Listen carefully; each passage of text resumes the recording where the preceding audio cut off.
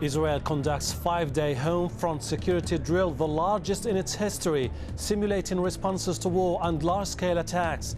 Is it merely routine maneuvers or a part of a future war plan with its neighbors? This is Inside Story.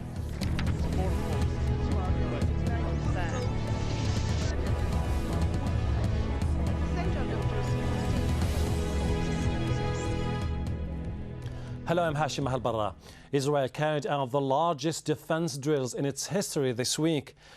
For 5 days, the military, hospitals, schools and rescue services tested their responses to war and emergency situations.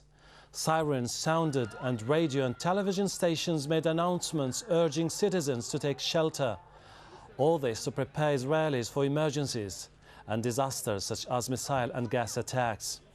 And in this case, a building was destroyed just for drill purposes so that soldiers and rescue teams could practice looking through rubble for people. Okay, we have the building crashes. The army arranged the building to crash. There's under the ruins here, there'll be lots of bodies. We have to rescue them with our tools. That's our purpose today here. The drills ended Thursday, and the government says they applied lessons learned during Israel's 2006 war with Hezbollah forces in Lebanon. But officials also said the exercises don't mean the country anticipates another war. Joining us to discuss this issue are our guests in Jerusalem, Yaakov Katz, the Jerusalem Post military analyst; in Gaza, Jihad Hamad, professor of political sociology at Al-Azhar University; and in Washington, D.C., Mark Perry, military and foreign affairs analyst. Welcome, gentlemen. Let me start by asking Mr. Yaakov Katz in Jerusalem, do we have so far any official assessment of the drill as to whether it has achieved its goals? Well, I think that ultimately we could say that just by the drill taking place essentially means that it was successful.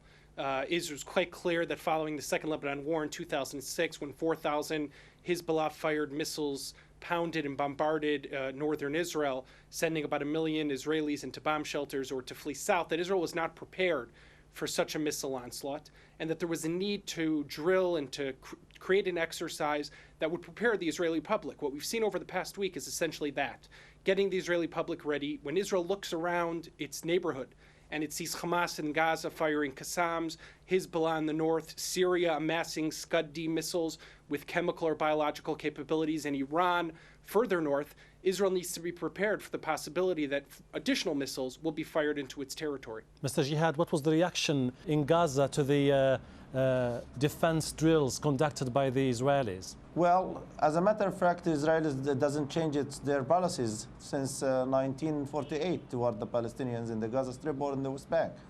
Israel still, as occupier, is occupying the Palestinian lands and doing many policies toward the Palestinians to control the Palestinians. And it's a joke when we talk about that Israel withdraw from the Gaza Strip. Israel continue to do their policies such as military and economically and putting a huge embargo on the Palestinians.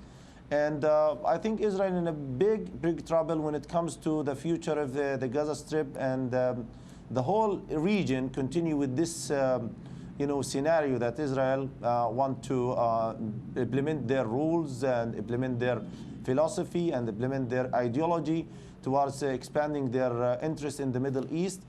And what happened in Lebanon, it didn't solve the problem. We'll definitely, Mr. Jihad, we'll definitely go in detail about all the other issues, the Lebanese, the Syrian, the Iranian, all those ramifications. But let me go to Mr. Mark Perry. It seems that we have now two different interpretations, an Israeli one, which says this is just purely to test civilian defenses.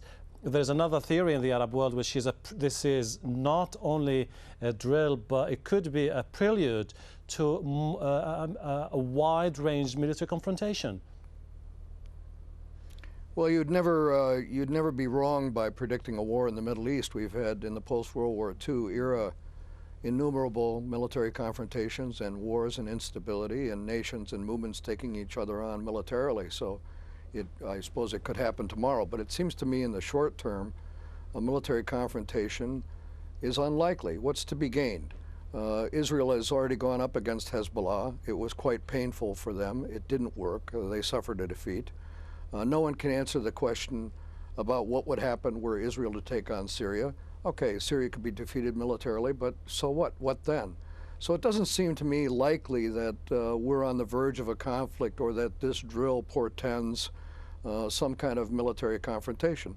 It seems more likely to me that Israel needs to learn lessons from the August 2006 war, and that's what this drill is all about. Exactly. In this case, Mr. Yaakov Katz, this drill was run by the National Emergency Authority, which was set up after the 2006 war in Lebanon, which, as a result of the huge gaps in defense preparations. Is there any other aspect to this drill? Like, for example, we have people saying that this is merely an attempt to restore public confidence in the country's ability to thwart any danger.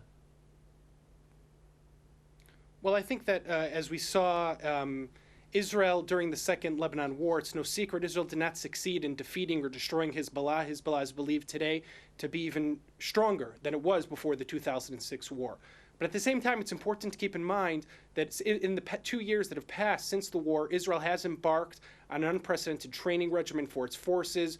All Israel Defense Forces units, from Armored Corps to infantry, Navy, Air Force, are all training, preparing for the possibility that there could be a new round against Hezbollah in Lebanon, or Hamas in Gaza, or possibly in the longer term against Iran, which continues to call for Israel's destruction and to develop a nuclear capability. At the same time, it's also important to keep in mind that while it's possible that a war could break out tomorrow or the next day, Israel's pure purpose here with this drill is to prepare its civilians for the possibility of that war. Israel has been provoked continuously by its neighbors, by Hezbollah, which started the Lebanon war. Just yesterday at the fuel depot, which Israel transfers fuel from Israel into the Gaza Strip, there was an attack and 2 Israelis were killed. And that means that Israel needs to be prepared. These attacks continue, the threats continue, and Israel needs to be ready for that possibility. Jihad, you have probably pictures of the drill, civilians wearing gas masks, being taken to shelters, have been beamed to the television sets in Gaza. Are you concerned in Gaza that this could be just as an opening chapter to what could be a worse confrontation between Gaza and the Israelis?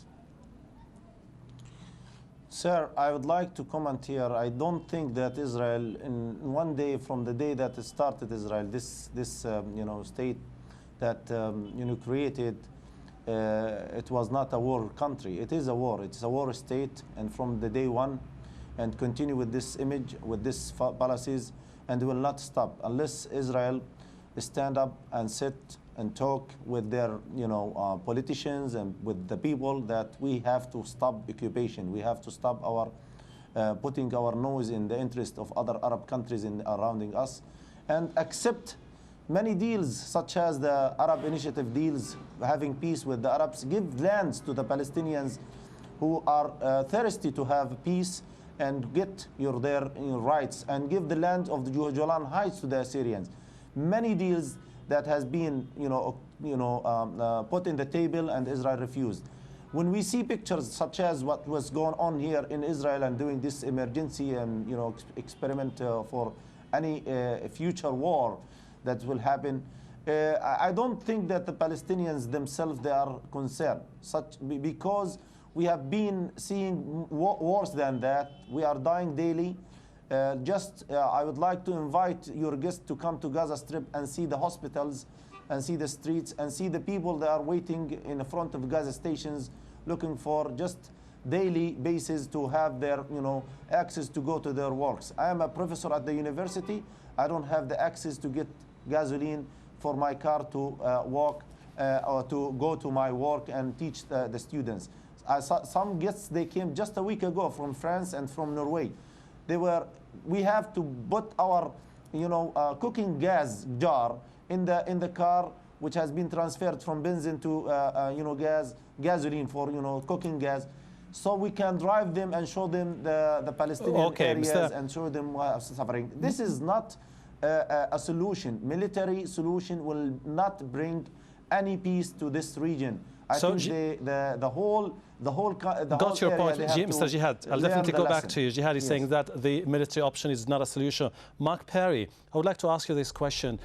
A drill is an exercise to show the readiness and capability of a country, but don't you think that at the same time it installs a sense of fear factor among the Israelis by just the mere fact that you're deploying such forces, civilian, you're showing the world or your own people that the situation could be far worse in the future?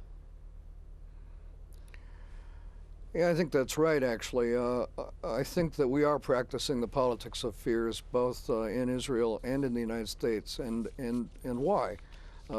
Without any military action, you would think that the natural default position of the United States and Israel would be diplomacy, and yet there's no diplomacy going on. So instead we have the politics of fear, of telling people what great danger there is that they're in. And I think that this in itself is dangerous. And this is why we have programs like this where we're talking about the prospects for war, when we should have a Secretary of State and a foreign minister in Israel and diplomats talking to each other. And we don't have that. What we have is an immovable glacier and instability and no talk and fear, and it's a very untenable situation, and it could erode very quickly.